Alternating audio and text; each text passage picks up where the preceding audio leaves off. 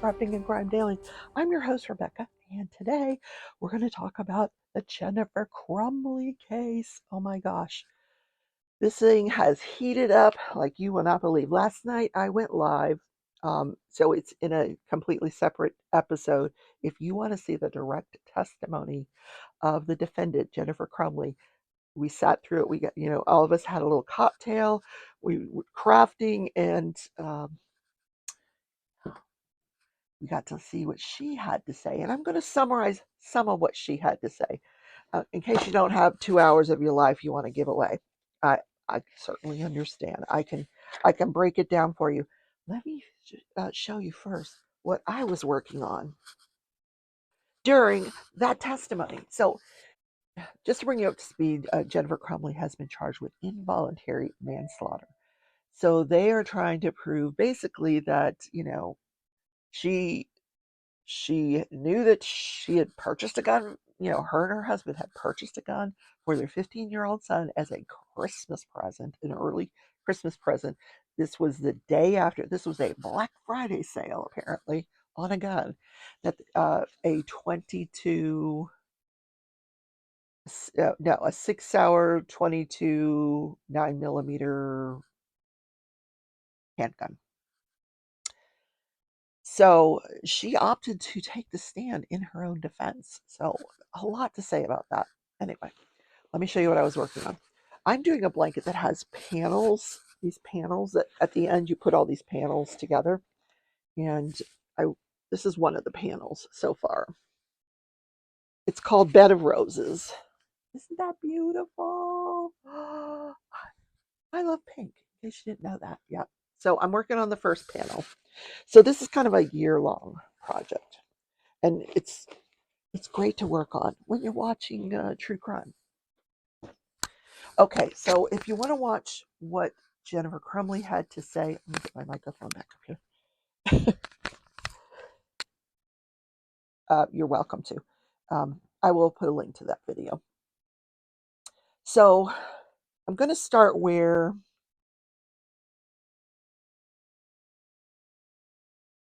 the homicide detective gets involved. Now, this is right after the school shooting occurs. This is on November 30th. It's a Tuesday after Thanksgiving. He responds to the Oxford school shooting. And when he finds out that the parents had this meeting that morning with the school personnel, he sends officers over to their home to basically just sit on it. In case, so nothing gets disturbed while he gets a search warrant for that property. So he gets a search warrant, and by then Jennifer and James, they're home. It's like 6:30 in the evening, and Jennifer did not want to turn over her cell phone, but he said, listen, if you don't give it to us voluntarily, we'll just go get a warrant, but we're going to get your phone. So she turns over her cell phone. We're going to learn later why she didn't want anybody to have that cell phone.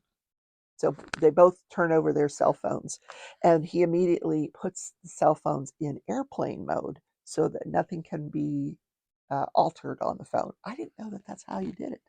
So yeah, apparently if your phone is in airplane mode, you can't delete anything. Nobody else can delete anything from other devices. Really interesting. So he puts it in airplane mode, and so he was asked, did she talk about the victims at all? In fact, I haven't heard any discussion about the victims come out of this woman's mouth, even during her testimony last night. At no time did she mention the victims. So at this point, where this detective is testifying, this is, the evening after the school shooting. They've got Jennifer's son in custody for murdering 4 people and injuring 7 others. And she doesn't ask, hey, how are they? How are the people? How are the victims? No, nothing. He said she was not crying. Her statement was, lives were lost today, and he's going to have to suffer the consequences. Now, that's an odd statement, I really think. And he said the same thing. He thought it was odd. And of course, the defense attorney, who is horrible, by the way, she says, I object. We don't, he can't say how he felt about what she said. And the judge says, oh, yes, he can. So then they put on a witness who's part of the fugitive apprehension team.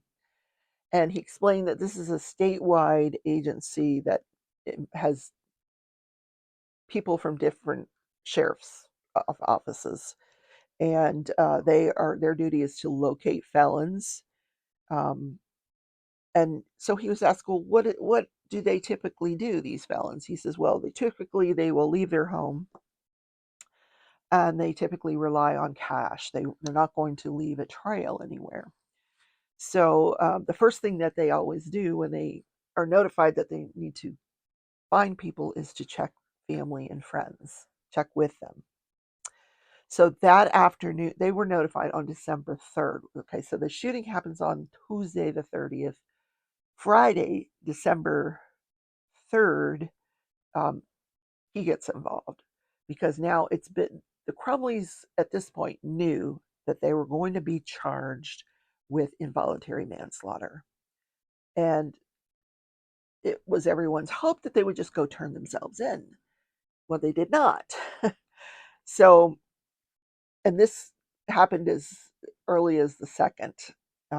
So on the 3rd, this witness goes by the Crumley's attorney's office, which is the attorney that's representing him now. He goes to her office and he says, where's your clients? And apparently they had this conversation in the hall, which she was the attorney, the defense attorney has been told, you're not allowed to talk about it because you can't be an attorney and you can't be a witness at the same time. So she's like, oh, okay, I'll withdraw the question. But the impression this leaves with the jury is that she gave him some sort of information about the clients turning themselves in or something. But on that morning, they had found the vehicle, one of two vehicles that the Crumleys owned, and it was at an extended stay hotel in Auburn Hills. Now we knew that following the shooting, they never went home. I mean, they went home, their phones were confiscated, and they first went and got burner phones, and then they later on went back to their cell phone carrier and got replacement phones with the same phone number as the original phones. So 6 phones in total, 4 of which they had with them, but they never stayed another night in their home. So they had gone to a hotel. So they checked with the extended stay hotel manager, and he said, no, they've already checked out. So clearly they had just left this vehicle in the parking lot of the extended stay hotel. So now there's a BOLO, be on the lookout, that has gone out for the other vehicle that was owned by the Crumleys, because Jennifer had an SUV and James had an SUV. So now they've got one of them that was left in the extended stay parking lot. So now they're putting this, bulletin out for everybody to look for this other one. Now, that extended stay hotel was in a city called Auburn Hills, or an area called Auburn Hills. I don't know the geography of Michigan. I don't know how far that is from Oxford, but in any case, by the time that they're starting to look for the second vehicle, charges have been filed against Jennifer and James Crumley. So it's being put out on the airwaves. I live here in Wichita, and I remember hearing that they were looking for these parents. I mean, this was national news that these parents were being sought after. So they had a gentleman that take the stand, and he was a tenant of a building in downtown Detroit, or on the east side of Detroit along the river. He said it's an old car maker warehouse, so it actually has a car elevator that you can use. So this guy had a coffee business. And I didn't know that green coffee means they haven't roasted it yet. Learned a new thing today.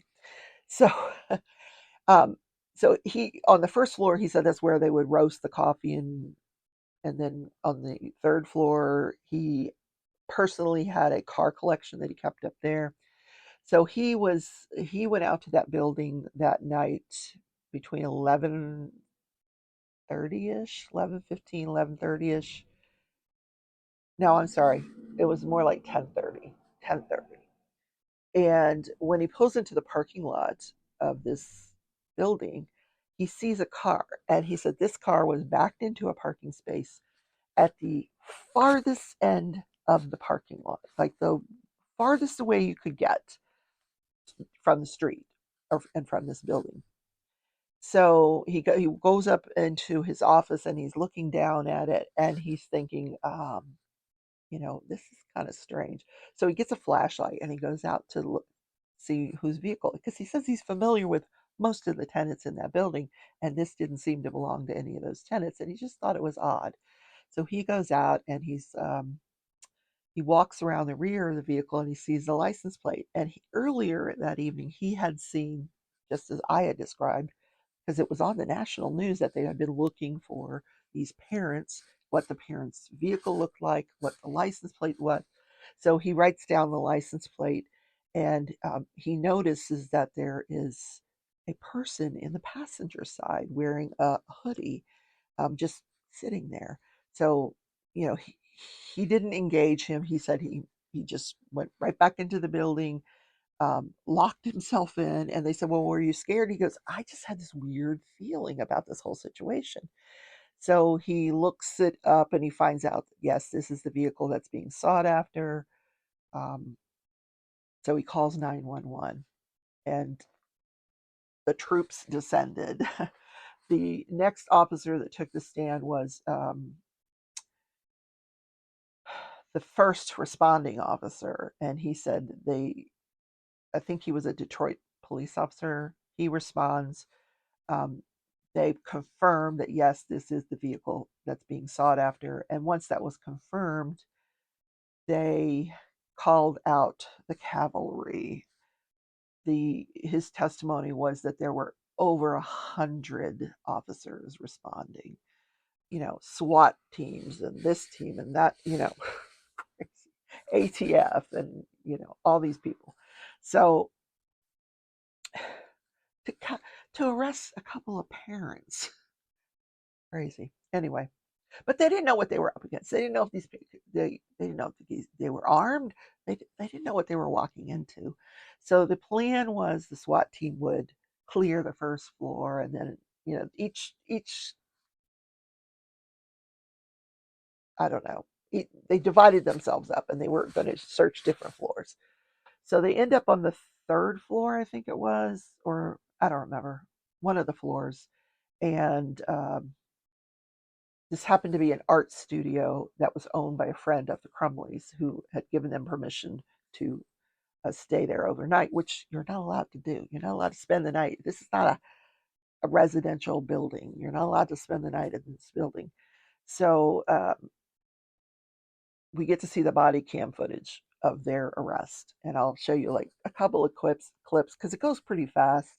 They use a batting, one of those ram things, and they ram the door open and they run in, and um, James and Jennifer are lying on a mattress sleeping, and they're like, get on your stomach and blah blah blah,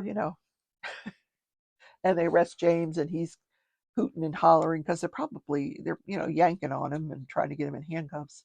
And Jennifer, she gets on her stomach, and there's a picture of that, um, and they are taken into custody for attempting to flee. And she had a large amount of cash in her purse, a large amount, like $6,000 in her purse.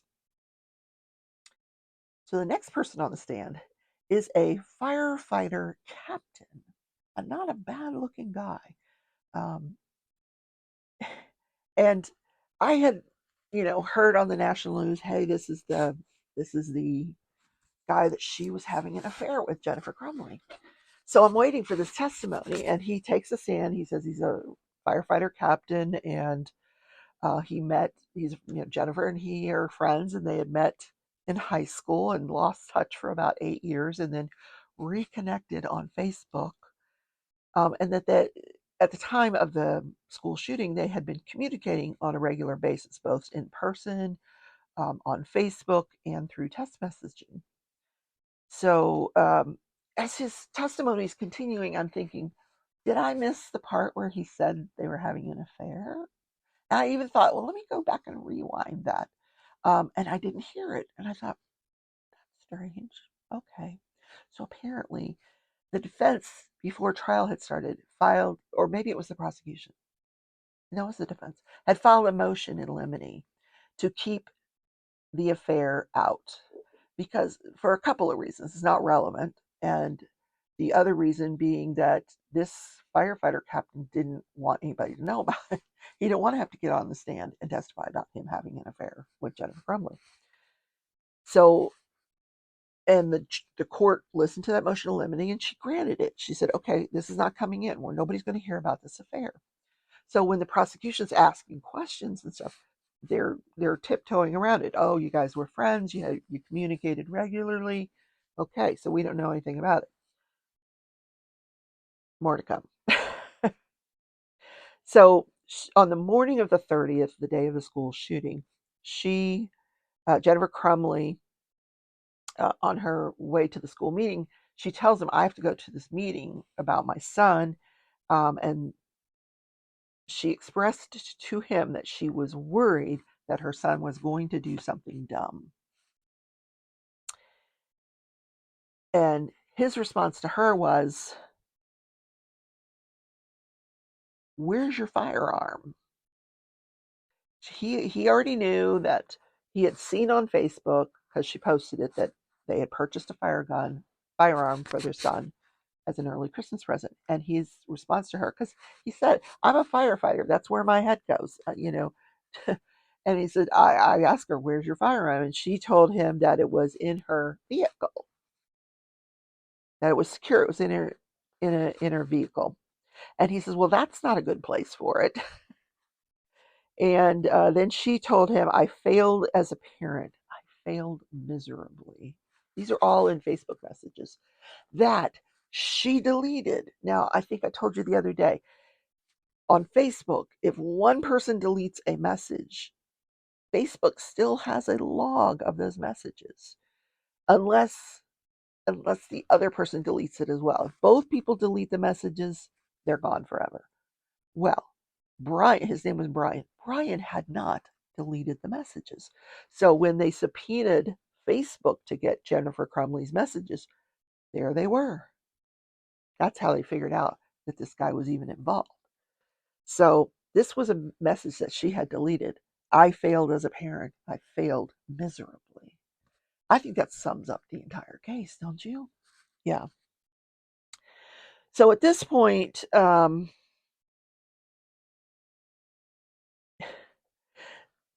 they were trying to enter the text messages into evidence. 8 pages of the text messages between Brian and Jennifer Crumley. So the attorney, she said, Judge, it's not fair, because they just gave me 8 pages, and now they're telling me that that's not all. There were 70 pages. And I didn't get the 70 pages. I just got the 8 pages. And oh my God.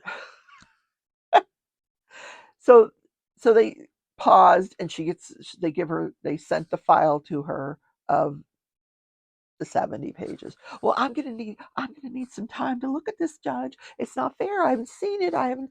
So the judge says, don't worry. Okay, I'm gonna give you time. I'm gonna give you time to. So they recess for a little while so she can review the 70 pages. They come back.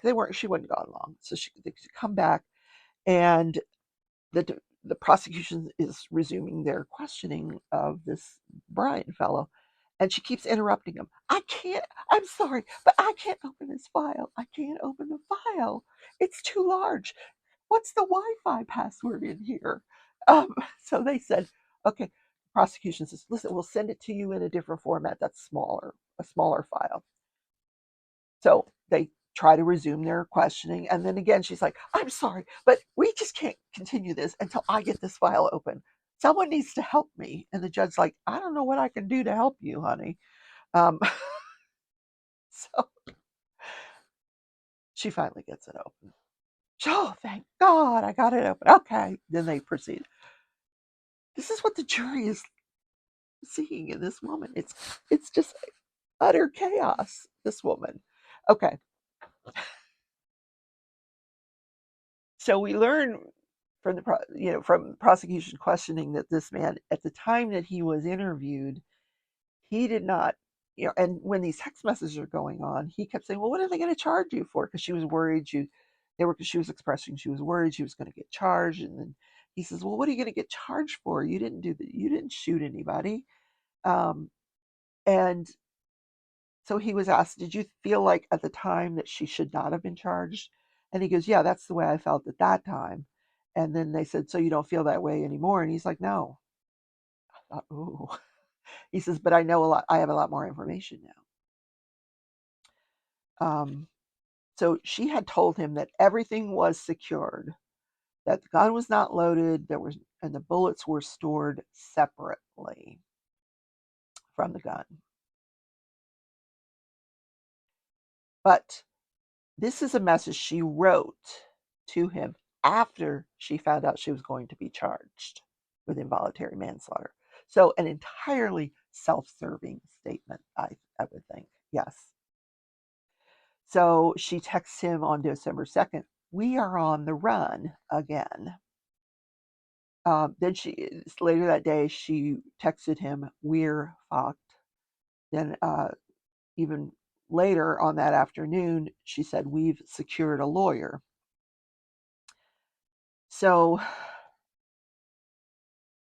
the defense starts asking questions on cross-examination, and she's trying to get into the affair. And the prosecution's like, whoa, whoa, whoa, this was the subject of a motion in limine. So they excuse the jury, and they're bickering over. He's like, you moved to suppress the fact that he was having an affair with her.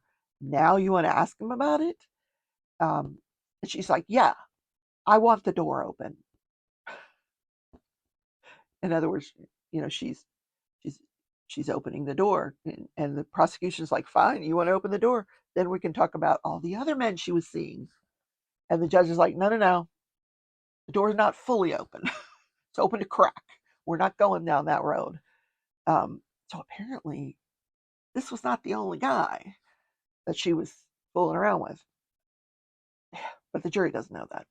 Anyway, the judge says, you've opened the door, but I want to make sure that this is what your client wants. I realize you want to question him about having an affair with her, but I want to make sure that's what she wants.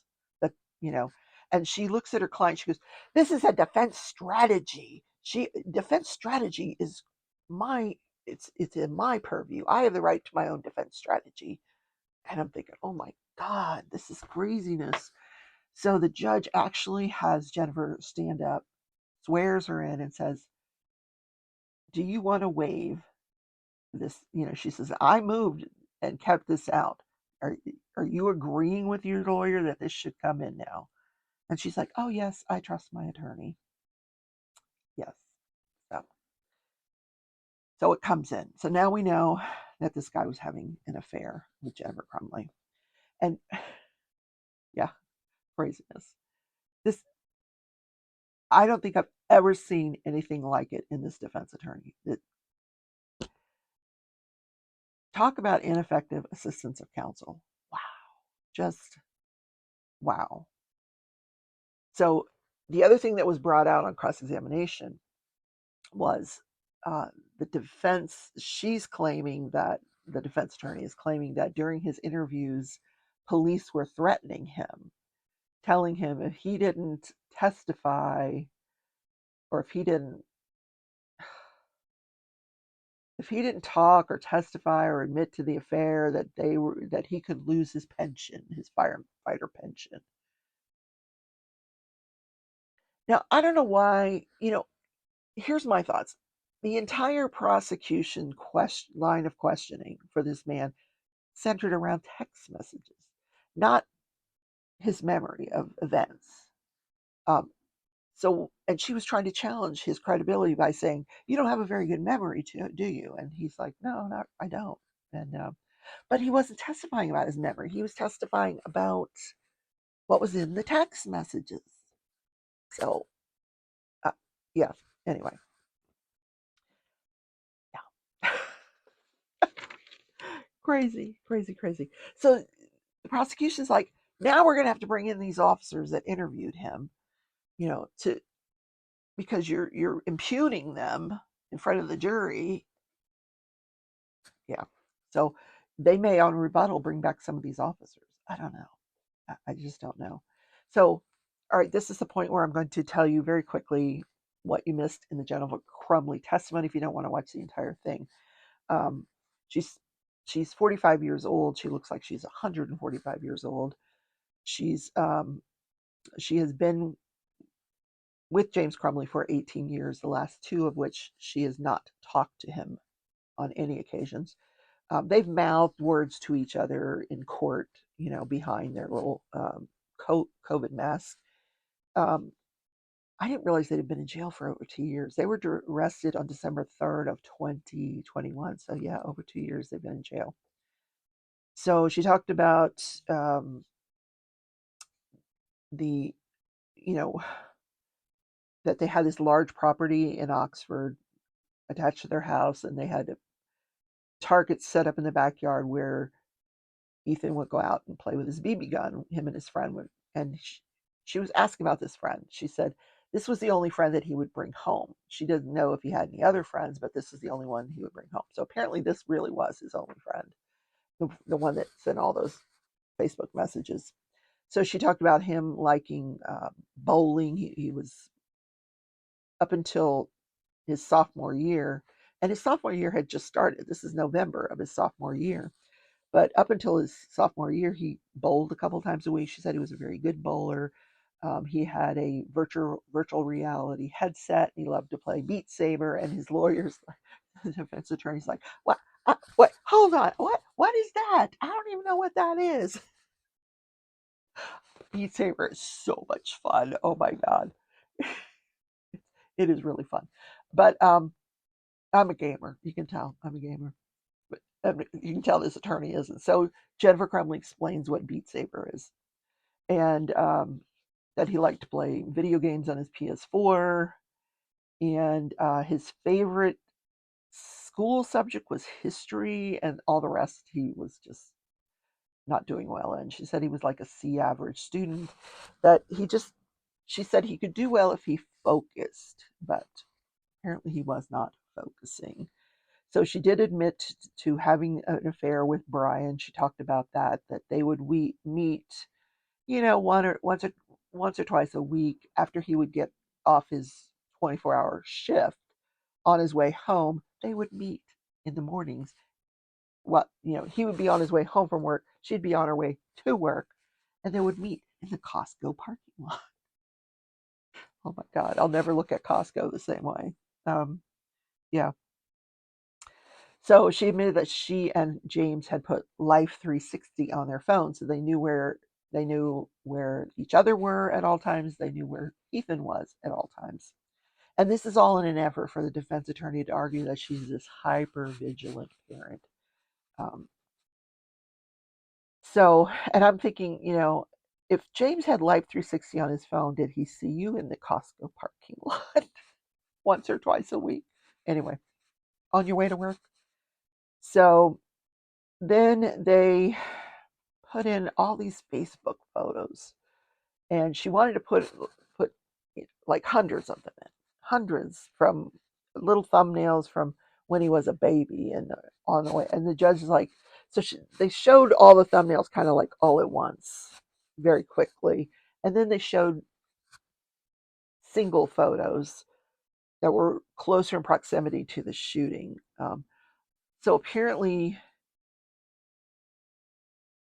over that summer, right before the shooting, which is a few days after Thanksgiving. But that prior summer, they had gone camping, and they. She said they did a lot of traveling, and he seemed fine to her. Um, the way she disciplined, she was asking about how did she discipline her son, and she said, well, the way that they would discipline him is they would take away his cell phone, or they would take away his video games. And then she was asked about his room. She talked about his room. His room was such a mess, and he wouldn't clean it up. She gave him a second room. She's like, okay, this will be your bedroom, and then what? Excuse me? You're supposed to make him clean the room, not give him another bedroom. But this is what they did. Um, so she said they would talk about, or that Ethan was having a hard time with future plans. Like, did he want to go in the military? Did he want to design video games? Uh, Something about owning his own car shop. She said he didn't want to work on cars. He just wanted to own the car shop. Um, yeah. Then she was asked about insurance coverage. She said her husband had himself and Ethan insured through his employer, but he had recently lost his job, which is why he was doing DoorDash. So she knew there was a period of time that uh, Ethan would have no insurance. And she says that was one of the things I was going to work on that day, on November 30th. On the last day of open enrollment, you're going to add your son to your policy.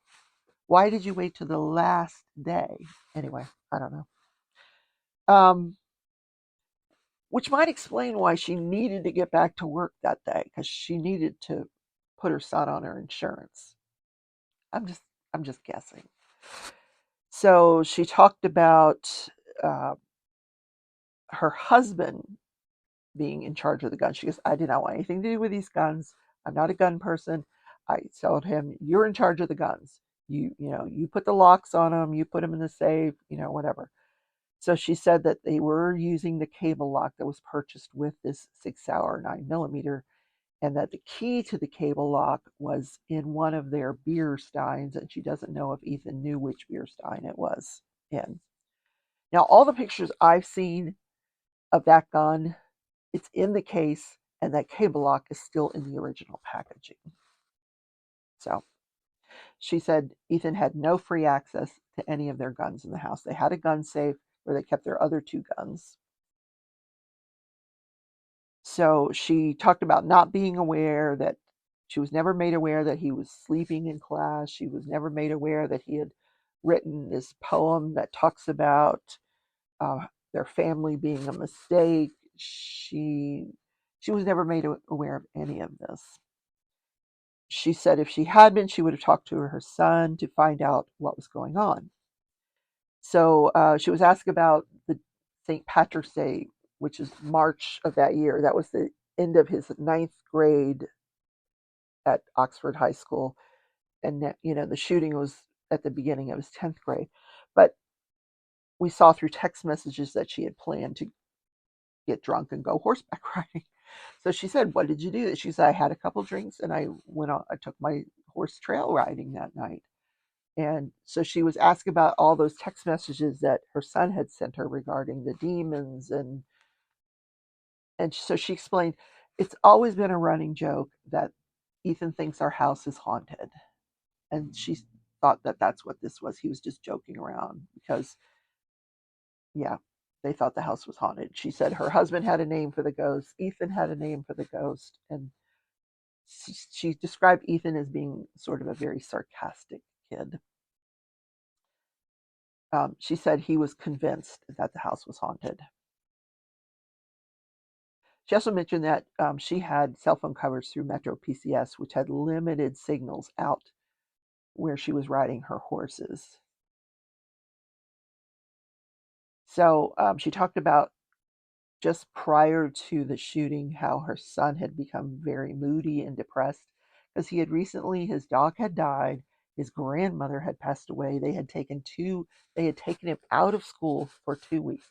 They took this C average kid out of school for 2 weeks. And then when he returns, they're like on him, like white on rice to to get his to focus on his academics. He just missed 2 weeks of school. So he was a little moody, and his friend that he had all those text messages with, they, I'm not sure what happened to his friend, because sometimes they say, oh, he moved, and sometimes they say he was put into a rehab by his parents and he had no way to communicate with his friend anymore. So I don't know what's the real truth here. But she did say that he was very moody and stressed prior to this. Now, she talked about the day that she was brought into the counselor's office, and she said that um, the counselor just sort of downplayed everything. She said when she first, when she got to work that morning, she saw that she had a message from the counselor. She returned his call. He forwards her this math page that was the edited version. So what happened with this math page is that when the teacher first saw the math paper, it had the gun, it had the picture of the body and the bullet holes in the body and blood everywhere and I need help and all that was. And so she took a photo of that to send to the counselor, the administration in the office. Well, after she did that, Ethan took the paper and scribbled it all out. So the version Jennifer is saying that she got that morning was the one that was scribbled all out. Now, later that morning, she did see the original. But in any case, so she was very, very worried about the situation. So she calls her husband. They go to the office. They come in, and Ethan is sitting in the office there.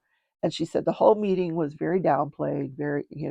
She was told that he wasn't the counselor told her he didn't feel Ethan was a risk.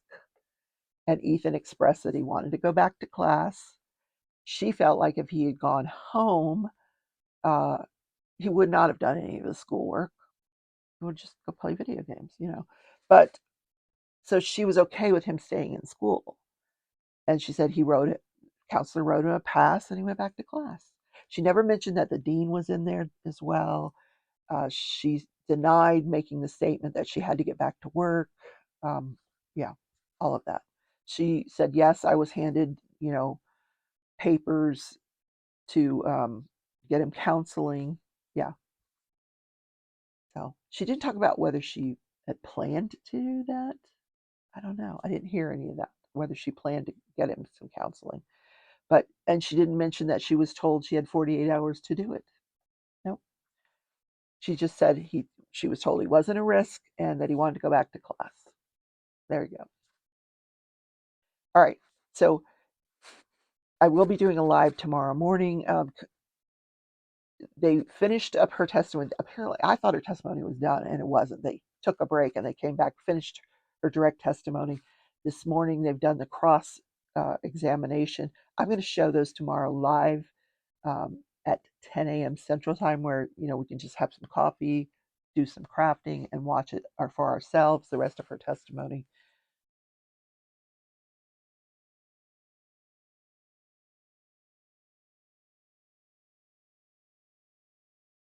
So apparently, at the end of the day, yesterday there was a huge argument between prosecution and the defense counsel about the defense using, apparently what Jennifer said was that she was not fleeing, she was following the advice of her attorney and was waiting for her attorney's instructions. That's her defense to not fleeing. And the defense had asserted a privilege over communications that were being made between Jennifer and her that day. So there was a big discussion about did your client open the door now to us seeing what those communications were? Has she waived that privilege, the attorney-client privilege attached to those communications by taking the stand and saying this is why we were doing what we were doing. We were waiting for our attorney to give us advice. So there was this huge argument about, seeing the communication. So what the judge said was what they did overnight was they had the cell phone, the police cell phone guy, pull all of those communications and give them to the judge, sealed. So this morning she said, I'm going to review these. If there's anything relative to fleeing or instructions, then it's going to come in. So that's where I got to pick up watching whether any of that actually came in this morning. Communications between her and her lawyer with respect to when she was going to turn herself in. And if they were just waiting for instructions from the lawyer, or were they actually trying to flee? We will find out. So, long show today. I apologize. Have a great weekend, guys. Okay, if you're interested in hearing the rest of Jennifer Crumbley's testimony, yeah, we will watch that tomorrow. I don't think this is going to get, if it gets to the jury today, it'll be later today or Monday. Probably Monday is more likely what I'm thinking. So have a great weekend, everybody, and I'll see you tomorrow or Sunday in my Sunday live. Take care, everybody. Bye.